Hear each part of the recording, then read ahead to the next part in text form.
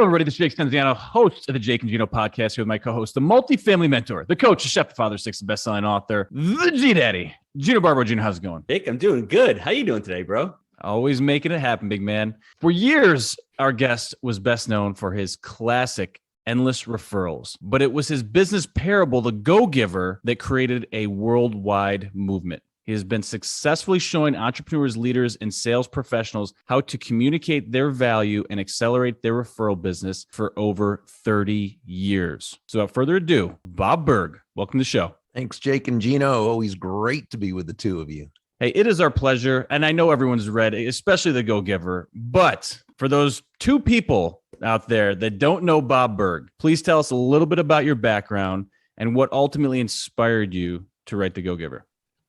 Former broadcaster turned salesperson, turned sales professional. Still got the voice. Manager, turning a whole lot. And it really loved sales and learning all about it. And the personal development aspect was, that's what I consider my education, because I certainly didn't do well in high school or college. So it was really when I got into sales that I began to really learn and become a student. And just, I love it. Love sales, love marketing, and trying to understand people, which is an ever-growing process, I think. Mm-hmm. And that's, it's kind of really what I do. When was the epiphany of the Go-Giver? When did it come out? Like, oh, wow, that give to get mentality as far as seeking to serve. When was that first experience in your life? Well, I think it was after I'd been in sales a couple of years, and I'd been doing pretty well because I'd studied it and worked at it and so forth. But I went to work for another company, and it started out in a slump, and I stayed in a slump. And the harder I worked at getting out of the slump, and of course I did it in the exact wrong way. I was focusing on the sale itself, and I was pressing, and it was about the sale, and it was about me, and right. Mm-hmm. Which of course has the opposite effect that we wanted to have. And I came back into the office one day after a missed selling appointment. And there was a gentleman there. He was an older gentleman who was not even in the sales department. I think he was in the engineering department. And as I recall, he retired soon after. But I think he saw me as sort of like Joe, the protege in the Go-Giver, who I would write about 25 years later with John David Mann. And, he saw me as that young, ambitious, aggressive, up and coming, yet very, very frustrated young salesperson whose focus was really in the wrong place. And he said to me, can I give you some advice? And I said, sure, please do. I absolutely need it. And he said, if you want to make a lot of money in sales, he said, don't have making money as your target. Your target, he said, is serving others. Now, when you hit the target, he said, you'll get a reward, and that reward will come in the form of money, and you can do with that money whatever you choose. But never forget, he said, the money is simply the reward for hitting the target. It's not the target itself. Your target is serving others. And that's when I think it really hit me. The great salesmanship is never about the salesperson. Great salesmanship is never about the product or service, as important as those are. Great salesmanship is really about the other person. It's about that person whose life you're trying to add value to. Really, in a sense, it's about that person whose life is better just because you are part of it. And I think that when we approach selling and business in general from that foundational premise, I really think we're 9 steps ahead of the game in a 10-step game. When did you realize that referrals was just adding gasoline to the fire? It just seemed like the people who were the most sustainably successful, making the most money, serving the most people, they seem to have referral-based businesses. So I wanted to know how they did it. And why do people suck at referrals? Most people suck at getting referrals. Why do we? So, and interestingly enough, even the most successful salespeople around tend to have a difficult time with this. They have referrals coming in, which is great, but they are leaving a lot on the table because most of them do not have systems for proactively attaining referrals. I think the biggest reason is fear. They just are afraid to ask. Why? Well, I think it has to do with fear of rejection, for one. What if that person just doesn't want to refer me? I'm setting myself up for a no. And again, these are people who might be great salespeople, right? And the average and the poor and the good ones. I mean, it's just it's pretty much the same with all of them, I found. It could be fear of talking past the sale, right? Am I staying too long? Am I going to talk past the sale? And once they say yes, well, of course, talking past the sale is not a good thing to do, but that has nothing to do with asking for referrals. Talking past the sale simply means once there's the point that person has enough knowledge and understanding and feeling of wanting to go ahead, and they say yes, then it's trying to still persuade them and eventually saying something that triggers something in them that causes them to have second thoughts. That's talking past the sale. That's not a good thing. But asking for referrals has nothing to do with that. There could be You ever do that, Bob? It would be a great story if you have one, because I can almost. When I was younger, I made all those. When I was first starting in sales, I made all those mistakes. Get out of Dodge while you got it. Don't sit around and chit chat, right? So here's the interesting thing. Yeah. I don't think it's a matter of getting out of Dodge. I'm just kidding. I know. Well, no, because here's the thing. When the person who I first started to sell for, said to me, he was like this old time kind of guy. And he said, no, I'm not talking about the person I'm talking about afterwards who gave me the great advice. I'm talking about the very first person I started to sell for. Yeah. His advice was, Burg, go in there, tell them what you got, sell it to them, and get out of there. That's horrible advice, but that's what he did. I didn't learn my selling from that person. Okay. But that is one philosophy, right? It was get out before they change their mind. What a horrible way to go about selling. But then there's also the opposite. Okay. The other side of the coin, I should say, which is staying around too long and talking past the sale. Right. And so, yeah, that's not good either. Then there's also, I think, the fear of, kind of wearing out your welcome. You've been there too long, and this person, so especially if it's a sale that takes stuff to do. Time. Yeah. You can't just be wearing the people out. Yeah, exactly. And again, that's not something you want to do, but that has nothing to do with asking for referrals correctly and professionally. And then there's the fear that comes with not knowing how to go about the process correctly. Now that's a fear. That's fine, because that way, you can do something about that. You can learn how to do it effectively. We're the first few, while understandable, because as human beings, we all have fears, but they don't have to stand in your way. Those can, you can get past those. But I think that's the answer to the question. Why do people, are they not good at referral? Well, because they don't ask correctly, and they kind of psych themselves out of asking.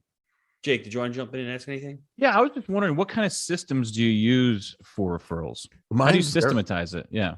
Yeah, mine's very simple. Now, so let's ask the question: what is a system, right? And I personally define a system as simply the process of predictably achieving a goal based on a logical and specific set of how-to principles. The key being predictability. If it's been proven that by doing A, you'll get the desired result of B, then you know that all you need to do is A and continue to do A, and you'll get the desired results of B. So mine is kind of a two-step system for referrals. Let's say, for the sake of our discussion, you have a person in front of you who knows you, likes you, and trusts you, and would absolutely refer you if you go about it the correct way. And let's just say that this person has just become a very happy client. And by the way, you can attain referrals from people who aren't yet your clients, because they may not have the need right now for your service, but they know other people who would. So as long as the know, like, and trust is there, that's fine. But right now, we'll just say this person, Ann Jones, is a client. Okay. So the first thing I like to do is just to attain her buy-in to the idea of referrals, and do so with what I call the referral bridge, or bridge phrase. In the physical world, a bridge is a structure that transports a person from one safe piece of land to another. In the referral world, a bridge is a statement that transports a person from one safe piece of land, the know, like, and trust relationship with this person, to another safe piece of land. The ability where you can ask for referrals in such a way that both you and your referral source both feel comfortable. Okay. So the statement I use, and it can be set up a couple of different ways, but basically it's, and I think I said her name was Ann. As more and more of my business is now through referrals and introductions, I find it helpful to partner with my clients and friends such as you. Can we take a few quick minutes and run past the names of some other people I might also be able to help? So, Now, you Bob, could what does start. partnering look like? Okay. So you could start that question out by the way, by saying, as I'm, in other words, if your business hasn't become more referral based and you just don't feel right saying that, you could just say, as I'm expanding my referral business, I find it's helpful to partner with. Okay. Mhm. So let's take each of those aspects. So again, going to the original way I said it, and as more and more of my business is now through referrals and introductions, I find it helpful to partner with my clients and friends such as you. Now, the reason we're doing that is we're bringing her into our world. And we're giving her part of our success. As a partner, she is part of that success. Okay. Mhm. And remember, she knows, likes, and trusts us. So this is a good thing. This is something that she's excited about. So I find it helpful to partner. And again, when you say helpful, there's no desperation there, right? You're doing it with emotional posture. So I find it helpful, not necessary. I find it helpful to partner with my clients and friends such as you.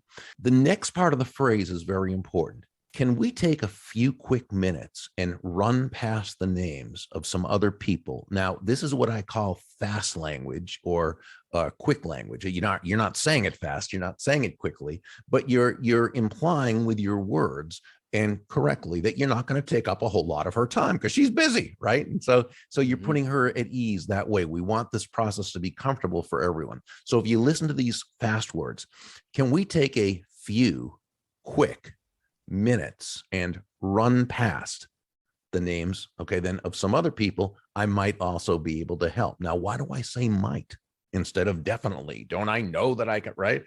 Because we know that not everybody's going to be interested. She knows that. And we want to, again, assure her through our words that we're not going to come on too strong, too aggressively, safe. inappropriately. Right. You're safe. Exactly.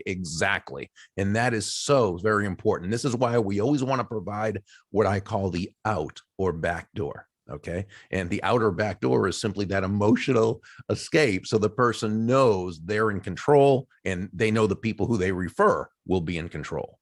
Okay. Mhm. So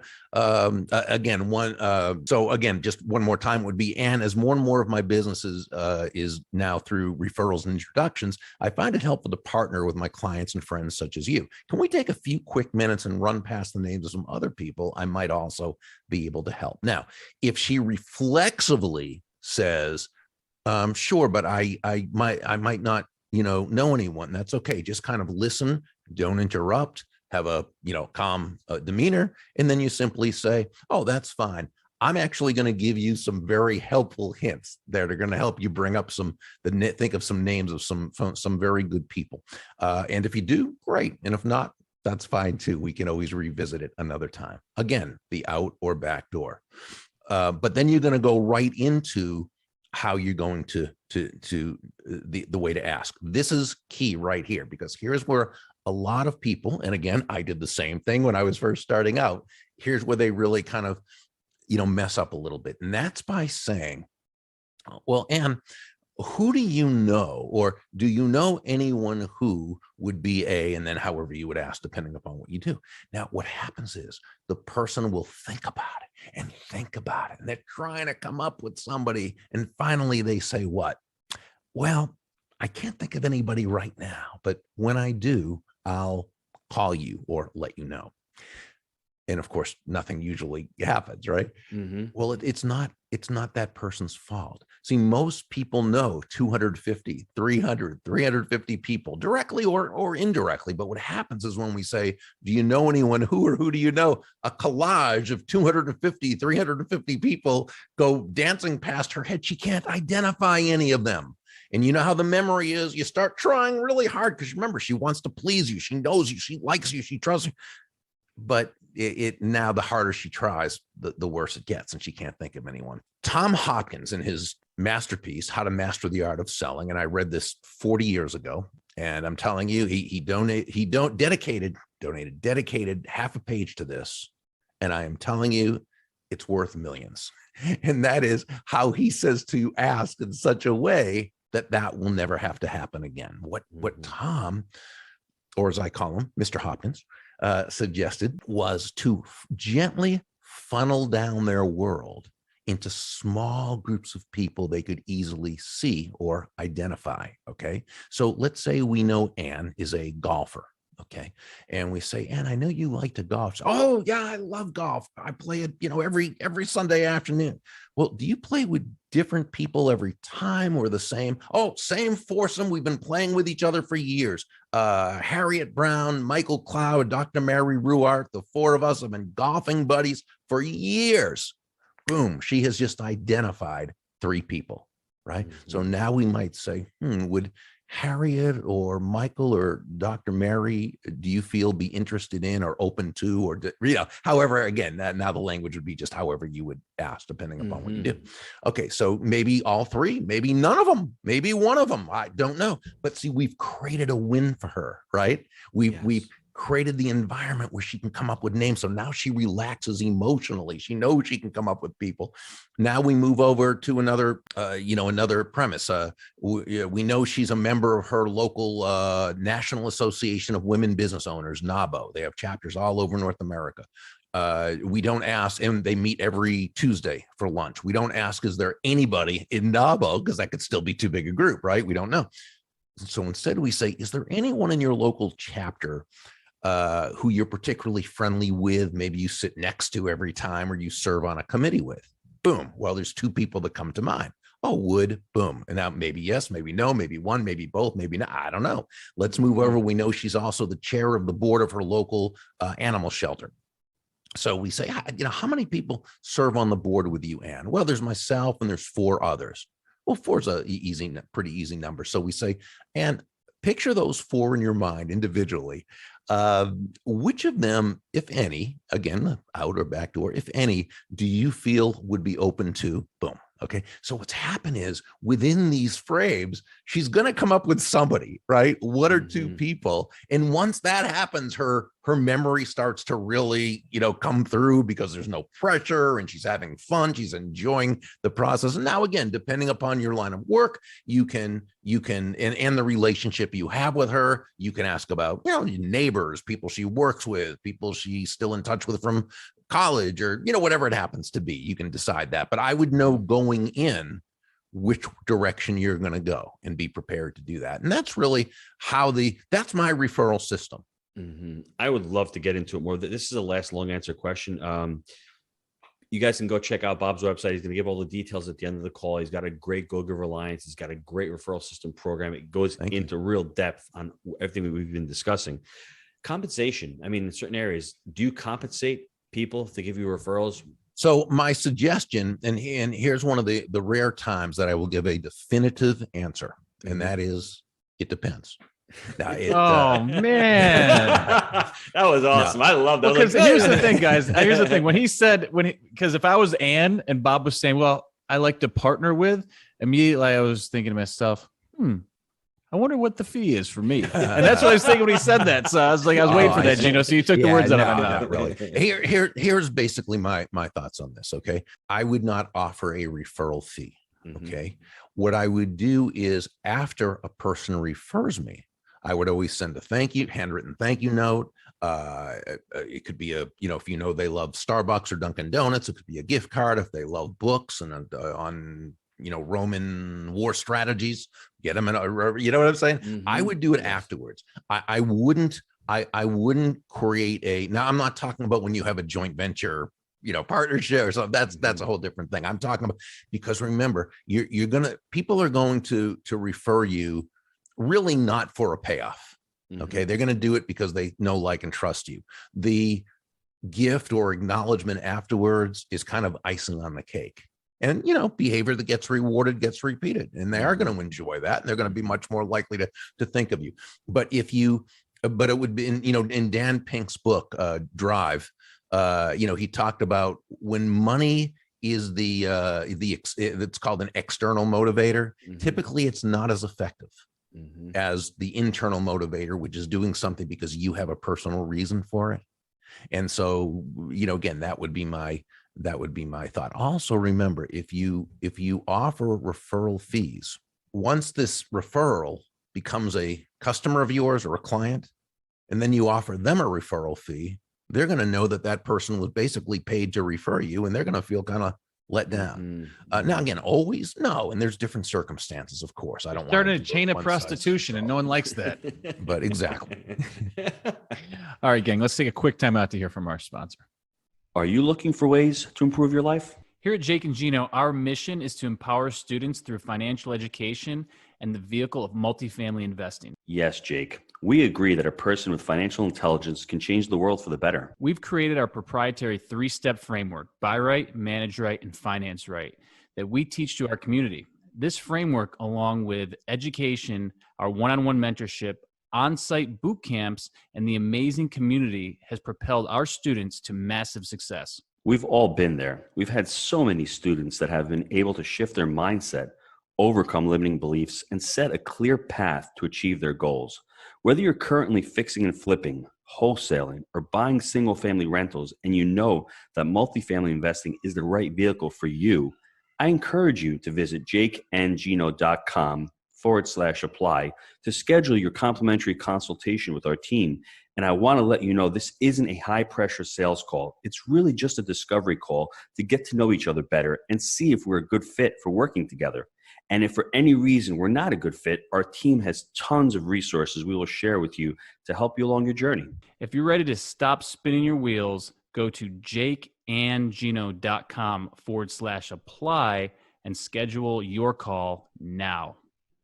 All right, we're back. We're talking about focus on serving others. And Gino knows my favorite business, and this doesn't have to be sales because I think it's broader than that, is Chick-fil-A. May have not, any comments on this whatsoever, Bob, but any thoughts on Chick-fil-A's model and how they're focused around serving others, aligning with the Go-Giver? Because I know what you're saying, it's a sales strategy or movement, if you will, but I think it's broader than that. Yeah, well, okay. So I guess I have to put in the disclaimer that, I can't stand the idea of animals being killed for food. So that, So you don't have much experience at Chick-fil-A and the high quality service there. No, but I've heard enough from others to Gotcha. know that they do a fantastic job of making their guests feel very, very welcome. Yeah. Like the Ritz-Carlton, they answer "my pleasure" instead of "no problem" or "you're welcome."